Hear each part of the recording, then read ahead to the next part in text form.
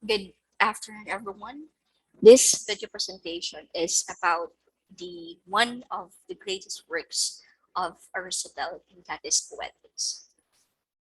So let's first know who was Aristotle. So Aristotle was an ancient Greek philosopher and scientist. He is one of the greatest intellectual figures of Western history. He was the author of a philosophical and scientific system that became the framework and vehicle for both Christian scholasticism and medieval Islamic philosophy. Even after the intellectual revolutions of the Renaissance, the Reformation, and the Enlightenment, his concepts remained embedded in Western thinking. So we all know that Aristotle was one of the greatest philosophers who ever lived and the first genuine scientist in history. So he made pioneering contributions in all the fields of philosophy and science. So he was a great disciple of Plato. And actually, he was 17 when he enrolled um, in Plato's Academy. So in 338 BC, he actually began tutoring Alexander the Great, and in 335, he founded the Lyceum in Athens, where he spent most of his lives studying, teaching, and writing. So some of his notable works are Nicomachean Ethics, Politics, Metaphysics, Analytics, and so on. Okay, next. So this is the Aristotle's intellectual range. You from this you can actually say how intelligent Aristotle was because of the range of his intellectual capacity. Actually, Dante called him as the master of those who know. So the intellectual range of Aristotle are the following: biology, botany, chemistry, ethics, history, logic, metaphysics, rhetoric, philosophy of mind, philosophy of science, physics, political theory, poetics, psychology, and zoology. So, as a result, his philosophy actually exerted a unique influence in every forms of knowledge, and it continued to be subject in the contemporary philosophical discussion. Okay, next.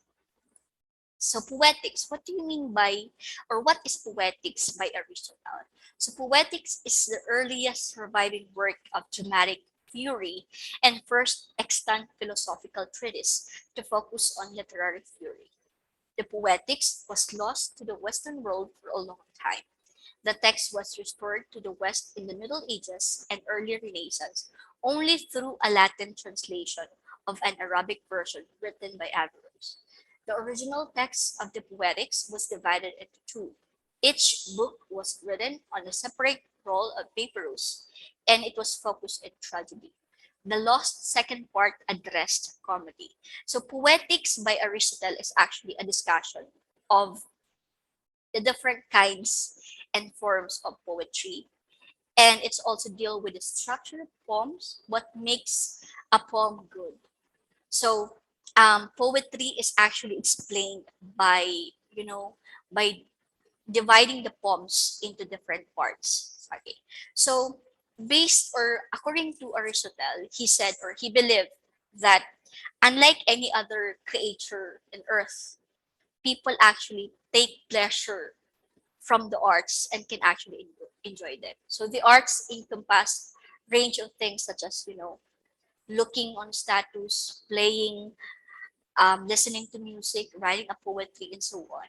This is because that human pay attention to the objects of art and to their qualities. That's according to Aristotle. Okay, next. So the next one, as you can see, is the table of contents page of the Poetics found in the modern libraries basic works of Aristotle in 2001, which here identified the five basic parts within it. The first part is the preliminary discourse on tragedy, epic poetry, and comedy as a chief forms of imitative poetry. The second one is the definition of tragedy and the rules for its construction. The third part is the rules for the construction of tragedy, and the fourth part is possible criticisms of an epic or tragedy and the answers to them. And the last one, tragedy are as artistically superior to the epic poetry. So from this, you'll have an idea that the book Poetics is actually a discussion of how we should treat or deal poetry. Actually, Poetics is a series of notes that Aristotle would have used when he lectured. Next, so in Poetics, Aristotle did not only discuss poetry. He actually tried to discuss the ways on how to construct a plot of a poem. So by that, he named the different kinds or types of poetry. And from this, you can see that there are five. So we have epic poetry, we have tragedy, we have comedy, we have dithyrambic, and the last one is music. Okay. Next one. So the differences of various kinds of poetry. So what makes the kinds of or types of poetry different from one another? What makes them unique from one another? So there are three distinctions of these kinds or types of poetry. The first one, the first kind of distinction is the means they employ. Just like a painter employs a paint and a sculptor employs a stone. So a poet should employ language, rhythm, and melody, either singly or in combination. The second distinction is the objects that are imitated. So all poetry represents actions with agents who are either better than us, worse than us, or quite like us. Okay. And the third distinction is the manner of representation. So the poet or either speaks directly narrative or assumes the character of the people in narrative and speaks through them. Okay. Next. So what do you mean by poetry to or according to Aristotle? So poetry is mimetic in that it creates a representation of objects and events in the world. Unlike philosophy, for example, which presents ideas. Humans are naturally drawn to imitation, and so poetry has a strong pull on us. So his rationale in this regard is that when people view something and imitate it, they can actually take pleasure or they can find pleasure in understanding of that work of art, whether the artist is a poetry, a sculptor, a writer, diba? And he believed, or Aristotle believed, that people um, start imitating at a young age and are able to better understand the world around them through imitation. Okay. Next. So Aristotle differentiate the genres of poetry in three different ways. The first is the matter, second is subjects, the third one is the method. So the matter, which consists of the three, the language, the rhythm, and the melody. So what makes poetic creation is because of the combination of these three matters. Unlike epic poem, which uses language alone, or let's say the playing of lyre, which includes the rhythm and melody. So some poetic forms includes the blending of all these matters, the language, rhythm, and melody. So the second one is the subjects, which simply refers to as the agents, the characters, and people. And these are very important in the story because without characters, without agents or people, there will be no story to be told. Okay, so they are the one who performs the action. So actually, Aristotle differentiate tragedy and comedy based on the subjects. So Aristotle actually, or based from Aristotle, tragedy deals with serious, with important, and virtuous people, whereas comedy treats of less virtuous people. That's how he differentiate um, comedy and tragedy based on the subjects. The third genre of poetry is the method. So this is through the use of the narrator throughout or only occasionally. Next. Okay. What do you mean by tragedy?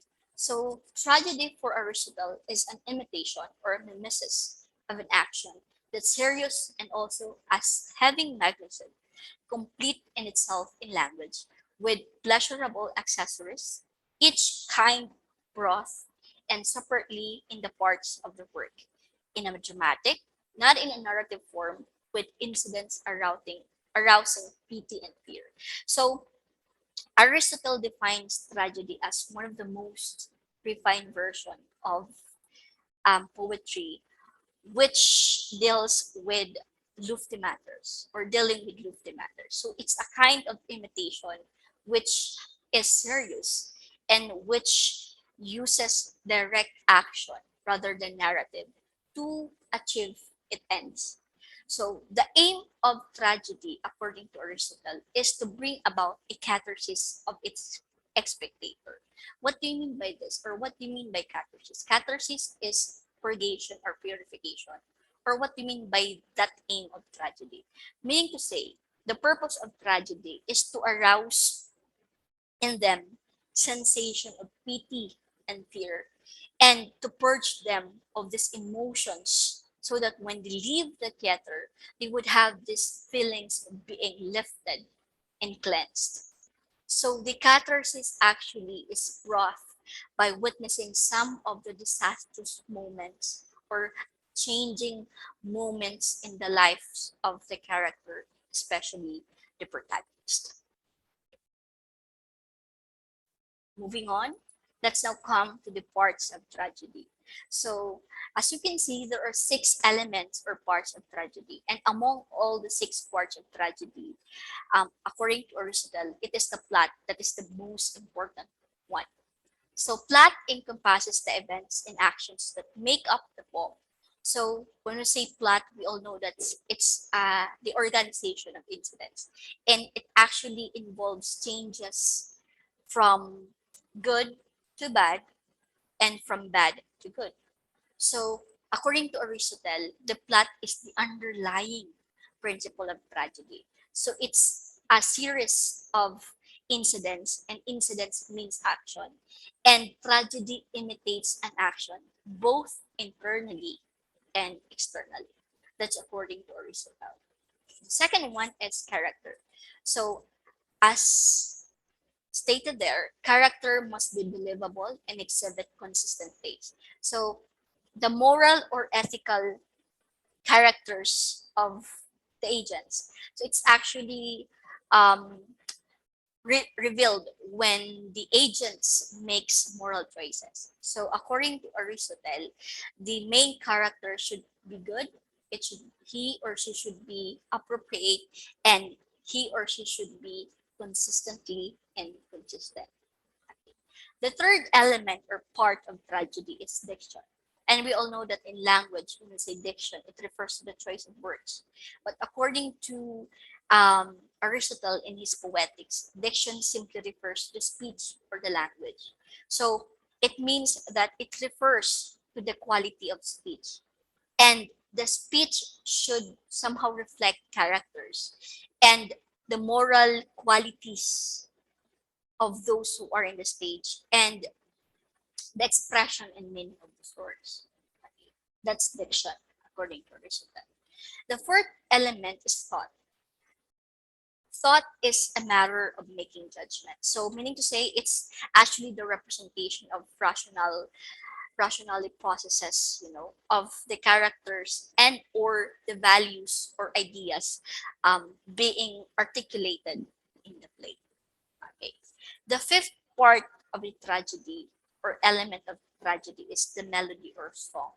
So it says it is recognizable structures and patterns in the poem. So it's simply the music or dance in the poem.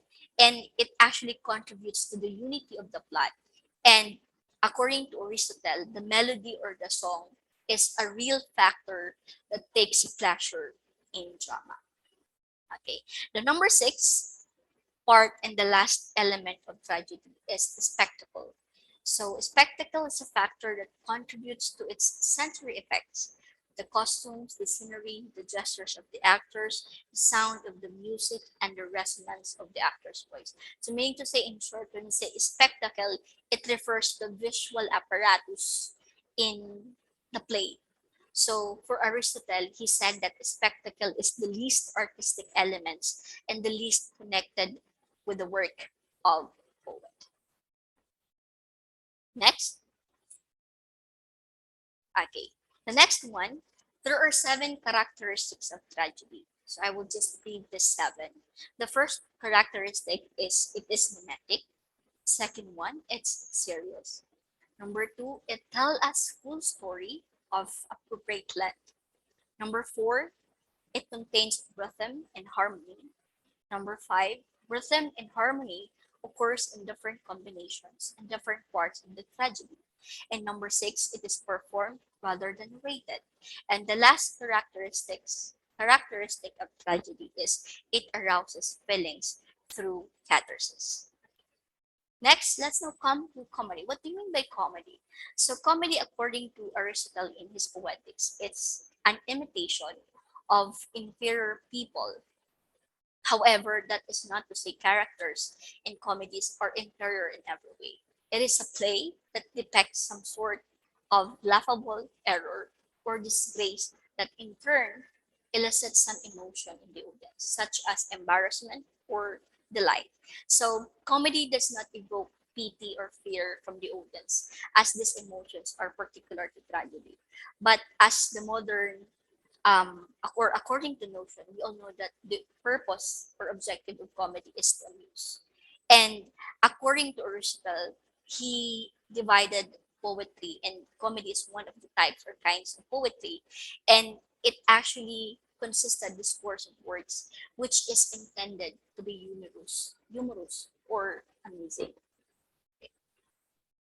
So let's now come to the important terms in Poetics by Aristotle. So when you read the whole book of Aristotle Poetics, you would find out that there are several words that he uses or he used which is not English language or which are not English language.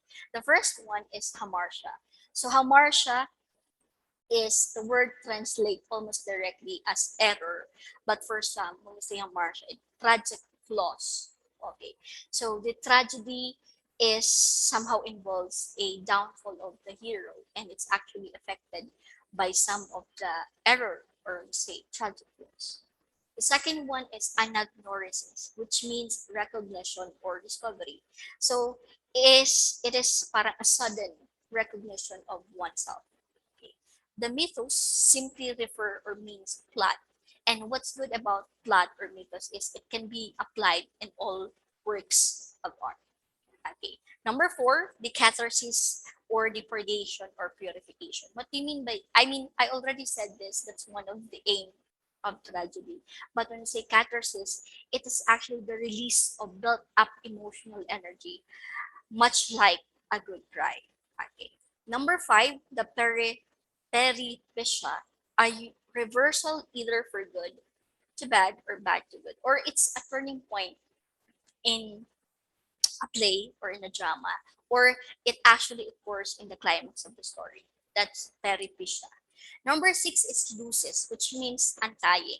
So this is the actions in tragedy from climax onward. While the disease is the opposite of lucis, which means disease means tying, which simply means that all actions in tragedy lead up, or all actions in tragedy that lead up to the climax is what we call disease or tying. Okay. That's all for my presentation. I hope that you learned something from what I discussed. Thank you, everyone, and good afternoon again.